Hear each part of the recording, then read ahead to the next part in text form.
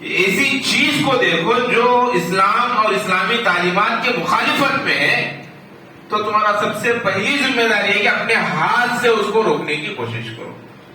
ہاتھ سے روکنے کا کئی الگ الگ مطلبیں لی جاتی ہیں۔ ایک مطلب تو یہ ہے کہ حکومت اس کام کو کرے۔ ہندوستان کے علماء نے یہی کہا کہ برائی کو روکنا مٹانے کا کام عام پبلک کا نہیں ہے، یہ حکومت کا کام، حکومت اس کو کرے گی۔ لیکن ظاہر سی بات ہے کہ اب جہاں حکومتیں ہی ہیں اس کام کو کرنے کے لیے، تو کیا میں خاموش بیٹھا رہوں؟ یہ بھی ذمہ داری نہیں ہے۔ کئی احادیث بات بھی ہمارے سامنے آتی ہے کہ جس فرد کا جو دائرہ ہے، نبی کریم صلی اللہ علیہ وسلم نے کہا کہ ہر فرد ذمہ دار ہے اپنے ماتحت لوگوں کا۔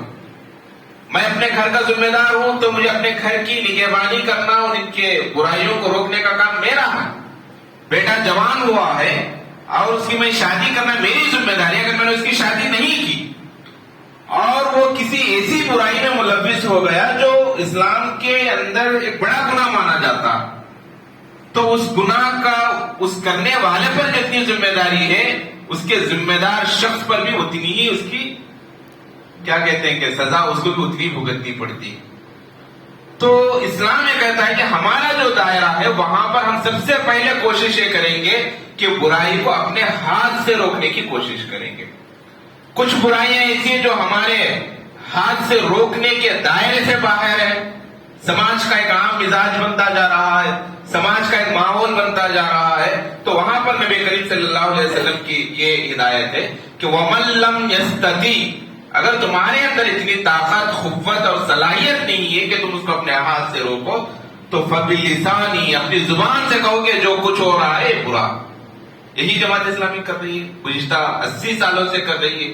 مختلف موضوعات پر ہم مہمات کو چھیڑتے ہیں، پامپلیٹس کو بناتے ہیں، کتابچے شائع کرتے ہیں، ہماری پوری لٹریچر آپ کے سامنے موجود ہے کہ ہم اپنے قلم اور زبان کے ذریعے سے اس ملک کے تمام باشندوں تک جو کچھ حق ہے وہ بھی ان کے سامنے لانا چاہتے ہیں، اور جو برائیاں ہیں ان کو مٹانے کے جو راستے ہیں اس کو بھی ہم سماج کے سامنے لا رہے ہیں۔